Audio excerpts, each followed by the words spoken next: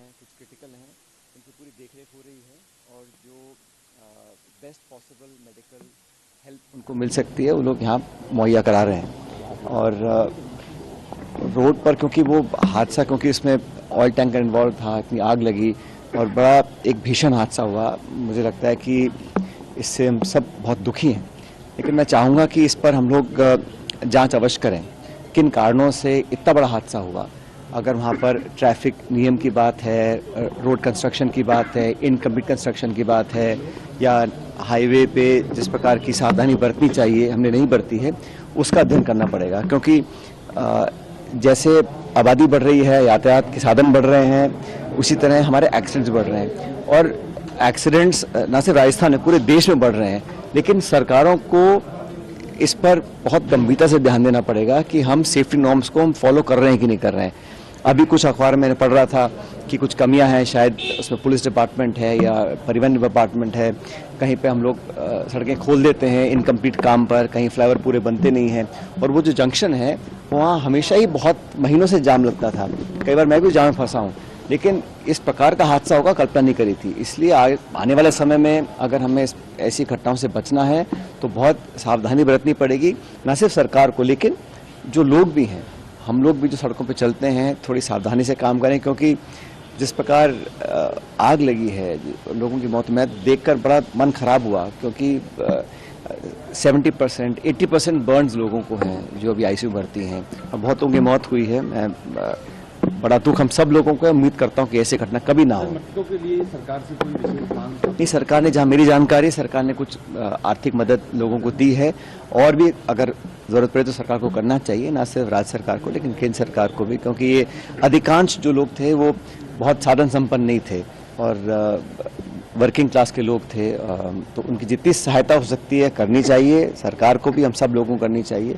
लेकिन ये 14 लोगों की अब तक मौत हो चुकी है और काफ़ी लोग अभी और क्रिटिकल हैं।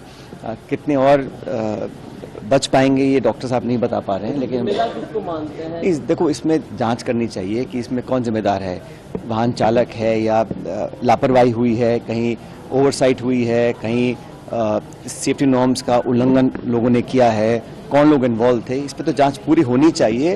लेकिन जांच के बाद उस जांच से सबक लेना पड़ेगा। हम हर बार घटना होती है, जांच कराते हैं, फिर ठंडे बस्ते में डाल देते हैं। उसको लागू करने के लिए, सेफ्टी नॉर्म्स को लागू करने के लिए, अच्छी प्रैक्टिस लागू करने के लिए मापदंड बनाने पड़ेंगे और कोई ना कोई जिम्मेदारी लेगा हर स्तर पर, सरकार के स्तर पर, जिला स्तर पर, विभाग के स्तर पर, डिपार्टमेंट के स्तर पर और समाज के स्तर पर भी। लेकिन इस प्रकार की घटना होने से पूरे देश में आज एक शोक का माहौल है और मैं दोबारा जो जिनकी मौतें हुई हैं उन सब के परिजनों को अपनी सांत्वना देना चाहता हूं और उम्मीद करता हूं कि जो लोग अभी हॉस्पिटल में हैं ये सब बहुत जल्दी स्वस्थ हो जाए। स्थानीय लोगों का मानना है कि वो जो कट है वो लंबे समय से इसी तरह की वहाँ पर बनी रहती है, दुर्घटना की छोटी-छोटी घटनाएं हुई है वहाँ पर, छोटी-छोटी घटनाएं नहीं, ऐसे बहुत से चोक पॉइंट्स हैं और ब्लैक पॉइंट्स हैं जहाँ पर अक्सर एक्सीडेंट्स होते हैं। और इसका मैंने देखा था कि भारत सरकार अध्ययन कर रही थी कि हम कैसे जो ब्लाइंड स्पॉट्स हैं, डार्क स्पॉट्स हैं, एक्सीडेंट प्रोन जोन्स हैं, उस पर हम कुछ एहतियात बरतें। लेकिन बहुत ज़्यादा कामयाबी मिली नहीं है क्योंकि हर साल हमारे रोड एक्सीडेंट्स और एक्सीडेंट्स में होने वाली मौतें बढ़ रही हैं। और इसका तो जो परिवहन मंत्री हैं उन्होंने सदन में भी कहा पार्लियामेंट के अंदर कि हम लोग रोक नहीं पा रहे हैं। जो मौतें, लाखों की तादाद में लोग सड़कों पे मौत का शिकार हो रहे हैं, तो हम लोगों को as a country, as a nation सोचना पड़ेगा कैसे रोका जाए। हम हाईवे बना रहे हैं, national highway, state highway, MDRs बन रहे हैं, सड़कें बन रही हैं, गाड़ियाँ लाखों बिक रही हैं।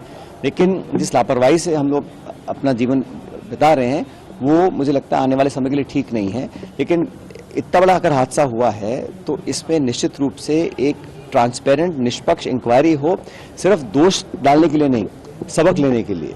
क्योंकि अगर आज हुआ है कल भी हो सकता है। लेकिन आप सही कह रहे हैं, वो जो पॉइंट है वो पूरे जयपुर हम सब जानते हैं बहुत दिनों से था वो, तो क्यों उसको टाइम पे पूरा नहीं किया गया, कौन उसके जिम्मेदार थे, कंस्ट्रक्शन में कौन इन्वॉल्व थे, कौन सी एजेंसी थी, कौन सा डिपार्टमेंट था, कौन सा ठेकेदार था और कौन सा पुलिस, यातायात, इन सब लोगों को पूरी जांच करने के बाद तथ्य का पता करना पड़ेगा।